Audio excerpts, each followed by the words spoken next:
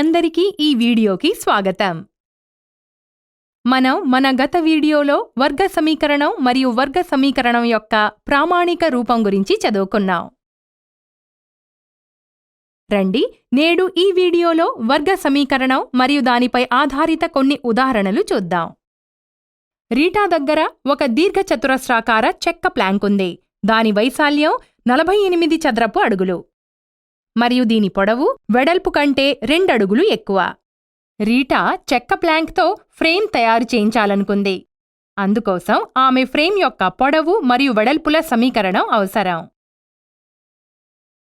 మీరు ఫ్రేమ్ యొక్క పొడవు మరియు వెడల్పు కనుక్కోవడంలో తయారయ్యే సమీకరణాన్ని కనుక్కోవడంలో రీటాకి సాయపడగలరా?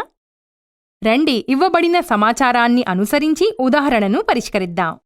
అన్నిటికంటే ముందుగా ఫ్రేమ్ యొక్క వెడల్పును x అడుగులు అనుకోండి. అప్పుడు ఫ్రేమ్ యొక్క పొడవు కనుక్కోడానికి వెడల్పు xకి 2 అడుగులు కలుపుదాం. దాంతో ఫ్రేమ్ యొక్క పొడవు x+2 వస్తుంది. మనకు చెక్క ప్లాంక్ దీర్ఘచతురస్రాకారంలో ఉన్నదని తెలుసు. కాబట్టి దీర్ఘచతురస్రాకార సూత్రాన్ని ఉపయోగిద్దాం. ఇవ్వబడిందేమిటంటే ప్లాంక్ యొక్క వైశాల్యం 48 చదరపు అడుగులు అని. ఉపయుక్తమైన అన్ని విలువలను వైశాల్యం సూత్రంలో ప్రతిక్షేపిద్దాం.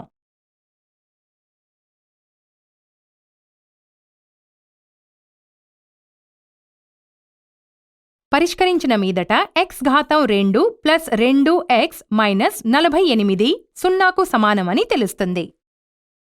ఈ సమీకరణం ద్వారా రీటా ఫ్రేమ్ యొక్క పొడవు మరియు వెడల్పు కనుక్కోవచ్చు. రండి మరొక ఉదాహరణ చూద్దాం. ఒక బస్సు 160 కిలోమీటర్ల దూరం ఒక సమాన వేగంతో ప్రయాణిస్తుంది.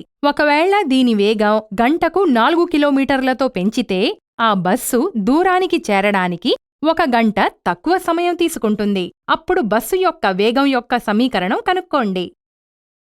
బస్సు యొక్క వేగం యొక్క సమీకరణాన్ని కనుక్కోగలరా? బస్సు యొక్క వేగం గంటకు x కిలోమీటర్ అనుకుందాం. బస్సు ద్వారా ప్రయాణించబడిన మొత్తం దూరం 160 కిలోమీటర్లు. దూరం ప్రయాణించడానికి పట్టిన సమయం t అనుకుందాం. మనం బస్సు యొక్క వేగం యొక్క సమీకరణం కనుక్కోవాలి. అందుకే దీన్ని ఈ కింది రూపంలో చూపిస్తాం.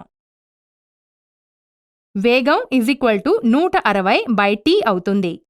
దీన్ని మనం t =160/x రూపంలో రాయవచ్చు. దీన్ని సమీకరణం 1 ద్వారా చూపించడం జరుగుతుంది. బస్సు యొక్క వేగాన్ని గంటకు 4 కిలోమీటర్లు పెంచితే x+4 వస్తుంది. ప్రశ్నను అనుసరించి బస్సు యొక్క వేగం పెంచినట్లయితే అది అదే దూరాన్ని 1 గంట కంటే కూడా తక్కువ సమయంలో చేరుకుంటుంది. అంటే సమయం t-1కి సమానమవుతుంది. పరిష్కరిస్తే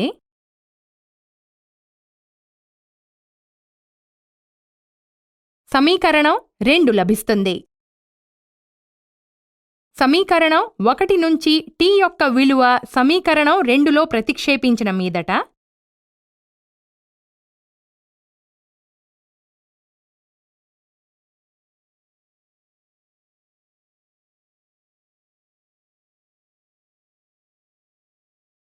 x యొక్క ఘాతం 2 ప్లస్ 4x మైనస్ 640 0కి సమానమని వస్తుంది. అది బస్సు వేగం యొక్క సమీకరణాన్ని సంతృప్తిపరుస్తుంది. ఈరోజు ఈ వీడియోలో మనం వర్గ సమీకరణాలు మరియు వర్గ సమీకరణాల ప్రామాణిక రూపం యొక్క ఉదాహరణలు చూశాం. మున్ముందు రాబోయే వీడియోలలో మనం చూస్తాం ఈ రకమైన ప్రశ్నలను పరిష్కరించే ప్రయత్నంలో సాధారణంగా ఏమేం తప్పులు జరగవచ్చో.